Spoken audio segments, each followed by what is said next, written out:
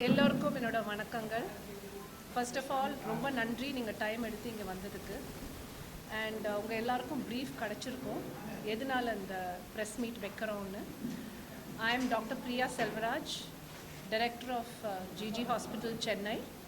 இன்னும் கொஞ்சம் உங்களுக்கு ஃபெமிலியாரிட்டி வேணும்னா நான் டாக்டர் கமலா செல்வராஜோட பொண்ணு, ஸ்ரீ ஜெமினி கணேசன் அவரோட பேத்தி. இப்போ நம்ம கேதர் பண்ணுறது வந்து அஃப்கோர்ஸ் என்னோட மவுண்ட் எவரெஸ்ட் சம்மிட் பற்றி. நிறைய பேர் சம்மிட் பண்ணுறாங்க எவ்ரி இயர், நிறைய இந்தியன்ஸ் நம்ம மவுண்ட்ஸ் எவரெஸ்ட் நோக்கி போகிறோம்.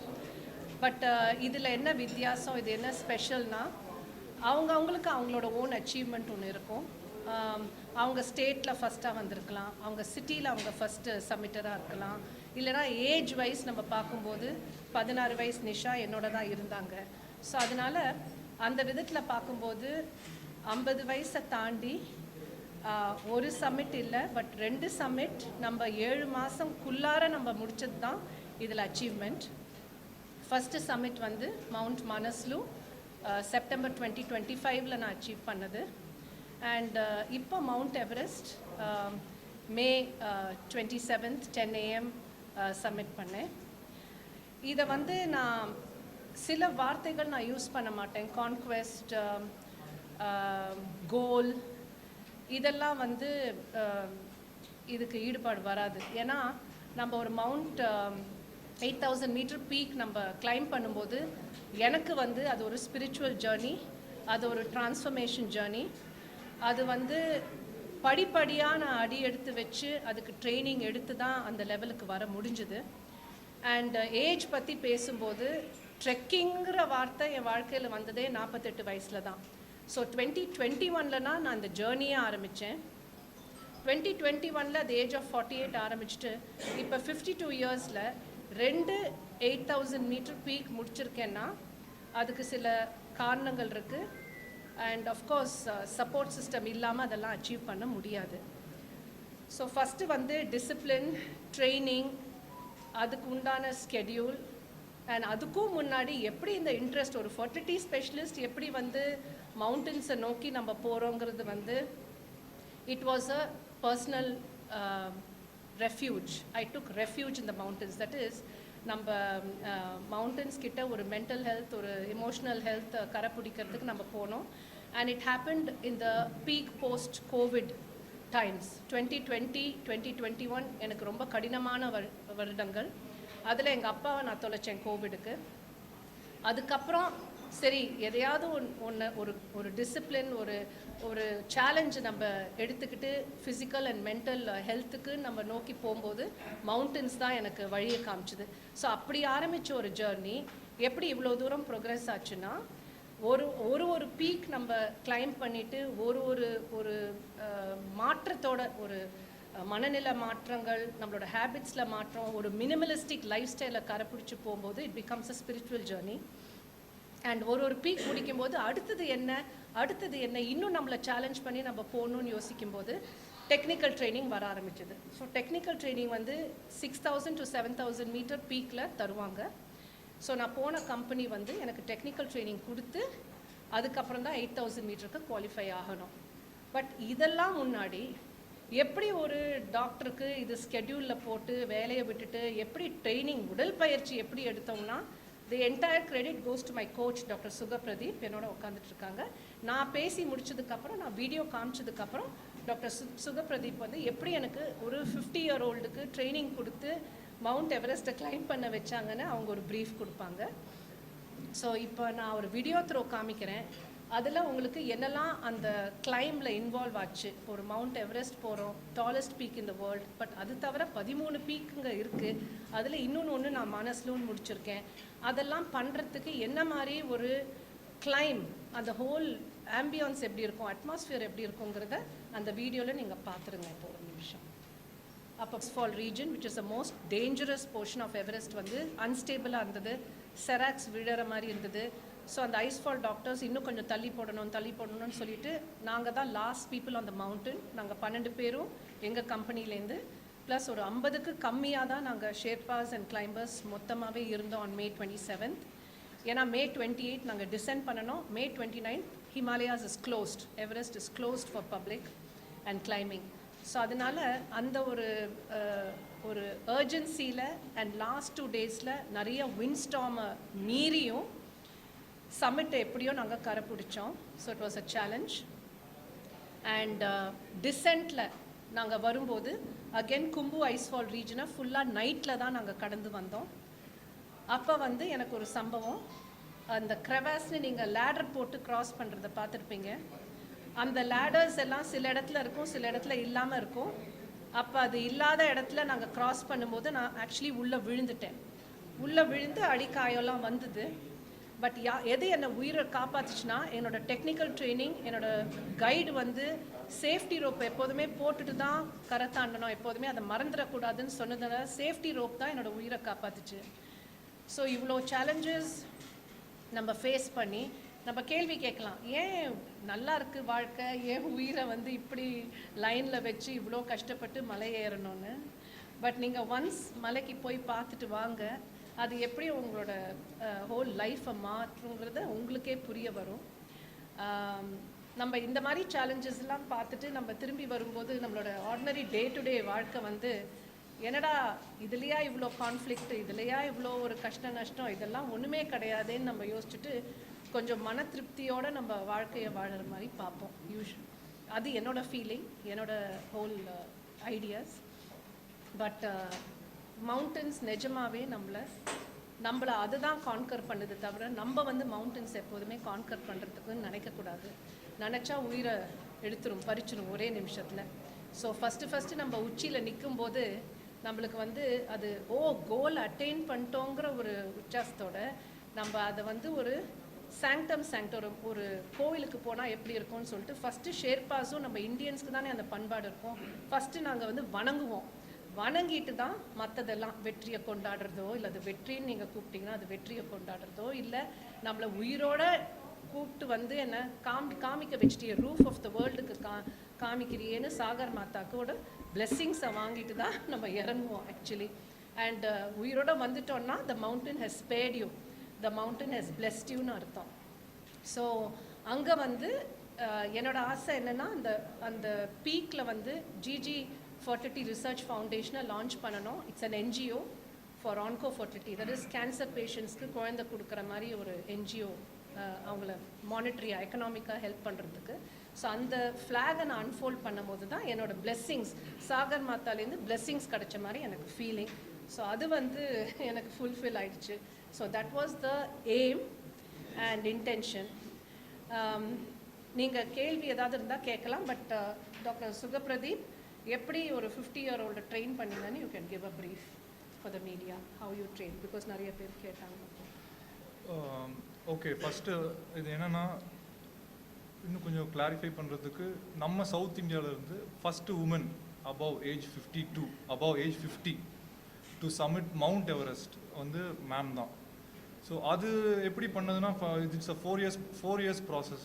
ஃபஸ்ட்டு மேம் என்னை பார்க்கும்போது அவங்களுக்கு நான் ஒரு ப்ரொஃபஷனல் அத்லீட், அவங்களுக்கும் அந்த அத்லீட் மாதிரி ட்ரைனிங் பண்ணணும் அப்படின்னு அவங்களுக்கு ஒரு விஷ் இருந்துச்சு.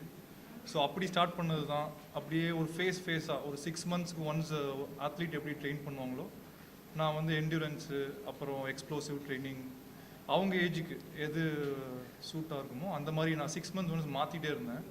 அப்போது ஒரு இயராக ஃபஸ்ட்டு நான் டார்கெட் பண்ணது இவங்க ஏதோ அச்சீவ் பண்ணணும்னு சொன்னாங்க. அப்போ பவர் லிஃப்டிங் இல்லை அந்த மாஸ்டர்ஸ் காம்படிஷன் அந்த மாதிரி பண்ண வைக்கலாம்னு நினச்சிட்டு, அப்போது இந்த மாதிரி மவுண்டெயின் அவங்களுக்கு இன்ட்ரெஸ்ட் இருந்தபோது ஃபஸ்ட்டு ட்ரை பண்ணலான்னு சொல்லிட்டு ஒரு பேஸ் லெவலாக ஃபஸ்ட்டு கிளிமாஞ்சாரோ ஃபஸ்ட் இயர், அப்புறம் லோபுச்சே பேஸ் கேம்ப் அண்ட் லோபுச்சே ஈஸ்ட்னு சொல்லிட்டு, அப்புறம் மான்ஸ்லூ, அது கொஞ்சம் டஃப். அது நான் அவங்கள ட்ரெயின் பண்ணதில் அதுதான் கொஞ்சம் எனக்கு டஃப்பாக இருந்துச்சு, சேலஞ்சிங்காக இருந்துச்சு. பட் அவங்க மான்ஸ்லூ பண்ணும்போது அவங்க ஈஸியாக பண்ணிட்டு வந்துட்டாங்க. ஸோ அந்த ரிவ்யூஸை வச்சு நம்ம டேரெக்டாக மவுண்ட் எவரெஸ்ட் பண்ணிடலாம் அப்படின்னு சொல்லி ஒரு காலில் பண்ணுறது தான் எல்லாமே. பட் அவங்க ஏஜுக்கு ஏற்ற மாதிரி நீஸை ஸ்ட்ரென்த் பண்ணுறது, ஹிப் ஸ்ட்ரென்த்து, கோர் ஸ்ட்ரென்த்து, இந்த 4 yearsல அவங்க ஒரு வாட்டி கூட இன்ஜுரி ஆகலை, ஒரு இன்ஜுரி கூட கிடையாது. ஸோ ட்ரை பண்ணோம். அது நம்ம ட்ரை தான் பண்ணுவோம், அது தானாக நடக்கும். அது நடந்து அவங்க முடிச்சுட்டு வந்திருக்காங்க. But it's a very tough process. ஏன்னா இந்த வாட்டி நீங்கள் போய் செக் பண்ணிங்கன்னா தெரியும், இந்த வாட்டி ஆரம்பிக்கிறதுக்கு முன்னாடியே ஒரு 2 பேர் இறந்துட்டாங்க. அந்த மவுண்டன்ஸ் வந்து நம்ம சொல்ல முடியாது. அது பண்ணும்போது ஒரு 2-3 பீப்புள் நியூஸ் வருது, இந்த மாதிரி அவலான்ச்சில் மாட்டி இறந்துடுறாங்க, அங்கே ஹை ஆல்டிடியூட் சிக்னஸ் வந்து இறந்துடுறாங்க அப்படின்ட்டு. So it's a challenge. And அதை முடிச்சுட்டு நம்ம வரும்போது we have to take the appreciation of whatever it is. And she is the first woman to do from our place who reached Mount Everest.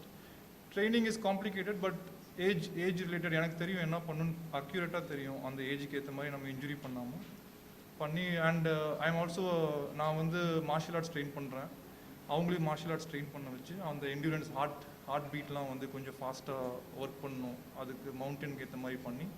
And அவங்க பண்ண கம்பெனியும் கொஞ்சம் நல்லா support பண்ணி எல்லாமே இட்ஸ் லைக் எல்லாமே அமைஞ்ச மாதிரி தான் இது கரெக்டாக அமைஞ்சு. And it came well.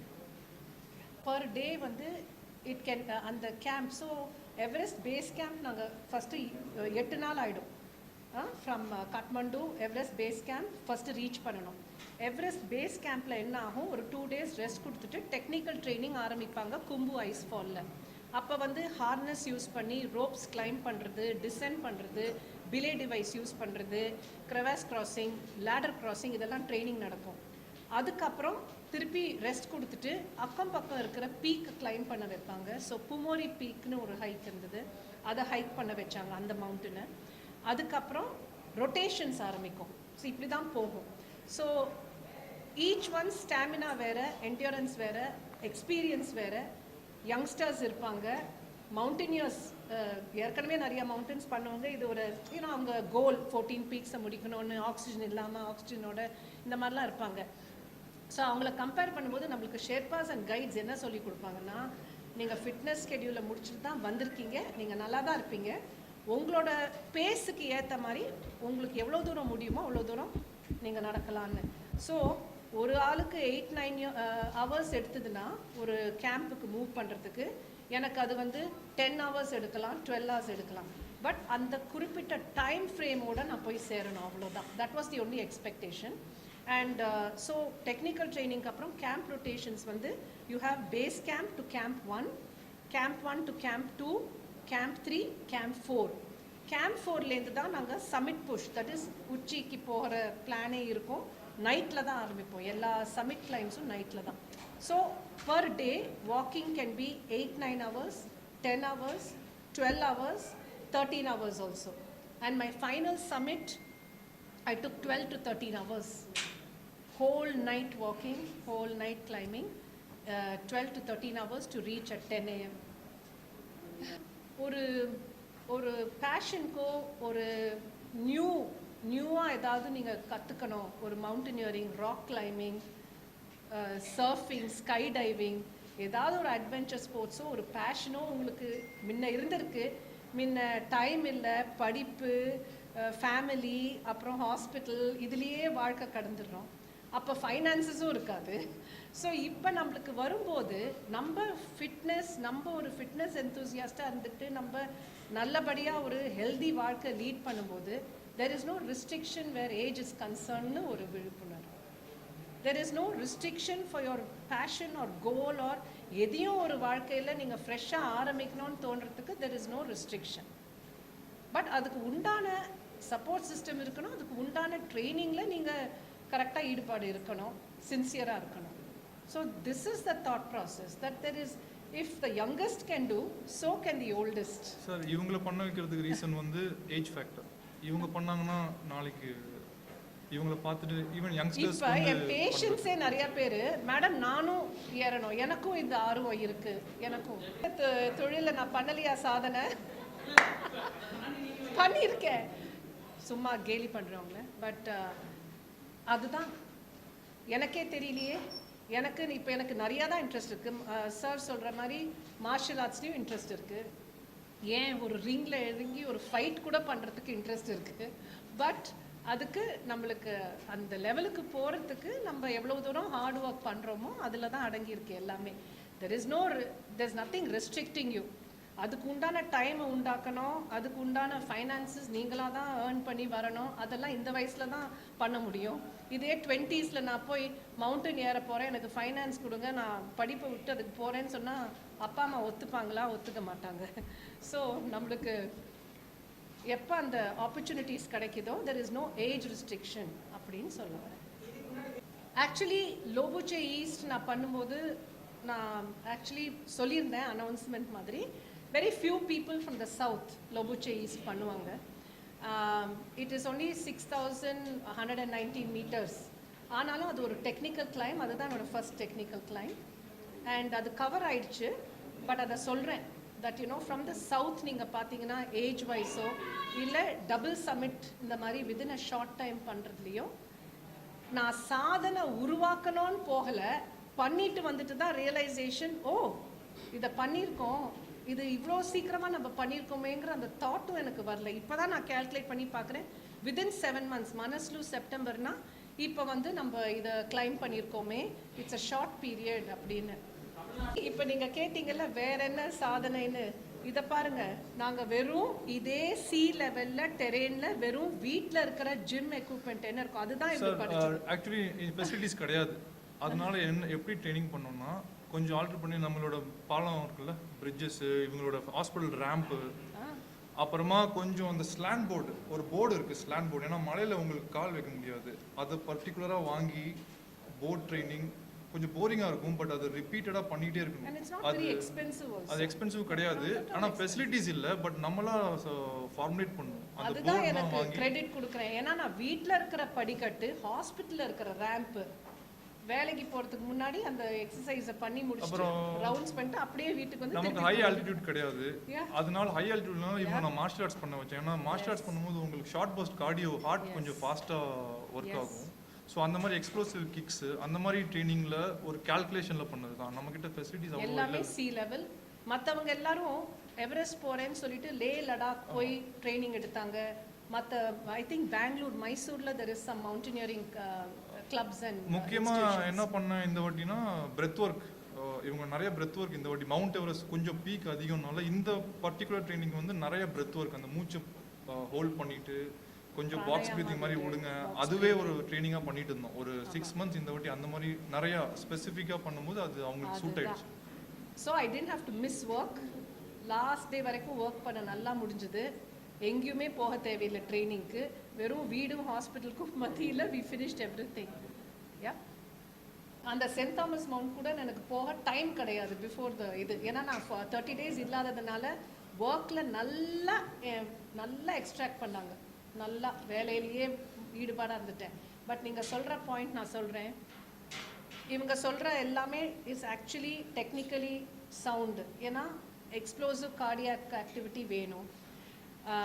அதுக்கு உண்டான வெயிட்டட் வெஸ்ட்டும் நம்ம போட்டுட்டு பண்ணோம், ரன்னிங் பண்ணோம். It's a clean planning. It was very, நான் ரொம்ப அக்யூரேட்டாக இருந்தேன். இது வந்து இப்படி தான் பண்ணணும், இப்படி பண்ணால் அது ஒர்க் அவுட் ஆகும். அது இவங்க வந்து 7 months முன்னாடி மான்ஸ்லூ பண்ணாங்க. ஸோ 7 months முன்னாடி மான்ஸ்லூ பண்ணும்போது அதுதான் எனக்கு டஃப்பாக இருந்துச்சு. மவுண்ட் எவரெஸ்ட் ஆக்சுவலி நான் இன்னும் கொஞ்சம் அதை பெட்டர் தான் ஆக்கினேன். ஸோ பிளான் இருந்துச்சு, அது அப்படி அதான் க்ளீன் பிளான் பண்ணி தான் பண்ணது, சும்மா பண்ணணும்னு பண்ணல, அது ஒர்க் அவுட் ஆயிடுச்சு. And the most powerful thing, let me tell you, எங்கள் பேட்ச்ல 2 பேர் தான் திரும்பி இறங்கிட்டாங்க. எல்லாமே mind game. It's a heavy duty mind game மவுண்டனியரிங்கில். அந்த மைண்டு வந்து நம்மளுக்கு ஒத்துழைக்கலைன்னா நம்ம நல்லா இருந்தாலும் அந்த அடுத்த ஸ்டெப்பு வைக்க முடியாது. அது சொல்லிடும் திரும்ப இது செட் ஆகாது நம்மளுக்குன்னு. எப்போ நம்ம உடலே நிஜமாவே பாதிப்பில் இருக்கோ அப்போ திரும்பி வரவங்க புத்திசாலித்தனம். ஏன்னா நீங்கள் திரும்பி வராமல் அதை அச்சீவ் பண்ணோம், அங்கே போய் நான் கொடியை எப்படியாவது ஏற்றணும்னு நினச்சிட்டு போனவங்க தான் இன்னைக்கு செத்து போனாங்க. ஸோ உங்களுக்கு தெரியணும், அதுதான் இன்டெலிஜென்ஸ் மவுண்டனில். ஒன்று மைண்ட் கேம் நல்லா டெஸ்ட் பண்ணும், இமோஷன்ஸை டெஸ்ட் பண்ணும், திரும்பி போன்னு நிறைய வாட்டி சொல்லும். ஃபேமிலியை மிஸ் பண்ணுறீங்க, இவ்வளோ நாள் இழுத்தடிக்குது, அன்சர்டனிட்டி, பீக் ஏறுவோமா இல்லாமல், இல்லைனா கேம்ப் 3 திரும்பி இல்லைப்பா நம்மளால் பண்ண முடியாது, ஹோல் டீம் வெளியில் வாங்கன்னு கூட சொல்கிறதுக்கு வாய்ப்பு இருக்குது. So it is entirely mind ஸ்ட்ராங்காக இருந்துட்டு நீங்கள் இந்த ட்ரைனிங் எல்லாம் எடுத்தீங்கன்னா கண்டிப்பாக அச்சீவ் பண்ணலாம். இதுக்குன்னு வேறு ஊருக்கு ட்ராவல் பண்ணியோ அந்த மவுண்டனியரிங் அது இன்னும் டு பெட்டர் யோர் ஸ்கில்ஸ் பண்ணலாம். ரொம்ப எல்லாமே மவுண்டன்ஸ் பற்றி தெரியணும், ரோப்ஸை நீங்களே லே பண்ணணும் ஷேர்பாஸ் மாதிரினா டெக்னிக்கல் ட்ரைனிங் ஃபுல்லாகவே அதனால நிறைய இன்ஸ்டியூட்ஸ் இருக்குது. பட் எங்களோடது என்னென்னா நம்ம இங்கேயே வேலையும் விட முடியாமல், ஏன்னா இவ்வளோ நாள் லீவ் எடுத்துகிட்டு போகிறோமே, அதுக்கு உண்டான வேலையை முடிக்கணும் அண்ட் ட்ரைனிங் இங்கேயே தான் நடக்கணுங்கிற ஒரு சூழ்நிலையில் I have to give full credit to my coach. I just listened. நான் எந்த கேள்வியும் கேட்கல. I just followed instructions and finished it. சென்னையை விட்டு கிளம்புனேன்னா April 15th கிளம்புனேன். 17th ட்ரெக்கிங் ஆரம்பித்தேன் டு பேஸ் கேம்ப். ஒரு வாரம் எடுத்துச்சு. அங்கே என்ன டிலேஸ்னால எங்களோட சம்மிட் யூஸ்வலி எவரெஸ்ட் வந்து இந்த May 12th May 19th முடிச்சிருவாங்க எல்லாரும் ஏறி. பட் இந்த வாட்டி எல்லாரும் அதுக்கு மீறி நடந்ததுனால 27th தான் எங்களோட சம்மிட் டே. ஸோ 45 days நான் இங்கே இல்லை. அது இது இழுத்ததுனால பிகாஸ் ஆஃப் டிலேஸ் இன் கும்பு. எங்களோட பேட்சில் நாங்கள் லாஸ்ட் பேட்ச் 12 people. அதில் 50% women 50% men. ஐ மீன் டோட்டல் குரூப்பில் வந்து ஏன்னா 14 ஒரு பேட்ச் 12 ஒரு பேட்ச், டோட்டலில் 2 பேர் they decided to turn back. They were not well and அது இன்டெலிஜென்ட் டெசிஷன். ஏன்னா போயிருந்தா கஷ்டமாக இருந்திருக்கும் அவங்களுக்கு. ரெக்கார்டுன்னு நான் அதை யோசிக்கவே மாட்டேன். பட் எனக்கு ஆசை இருக்குதான், அடுத்தது இருக்குது. ஆனால் அது சர்ப்ரைஸ். என்னோட ஹார்ட் ஹிமாலயாஸில் அந்த ஹோல் ரேஞ்சில் தான் இருக்குது. ஐ டோன்ட் திங்க் நான் இந்த மாதிரி 7 summits அந்த மாதிரிலாம் முடிக்கலாம். ஏன்னா இப்போ 7 summitsல நான் 2 முடிச்சிருக்கேன், இன்னும் 5 இருக்குது முடிக்கிறதுக்கு. ரெக்கார்ட்னு நான் நோக்கி போனேன்னா அதெல்லாம் பண்ண வேண்டியிருக்கும். மனசால் எனக்கு சில மவுண்டன் ஏறணும்னு ஆசை இருக்குது. அதை நான் இப்போ சொல்ல மாட்டேன். அது அப்புறம் பிளான் பண்ணிட்டு தான் நான் சொல்லுவேன்.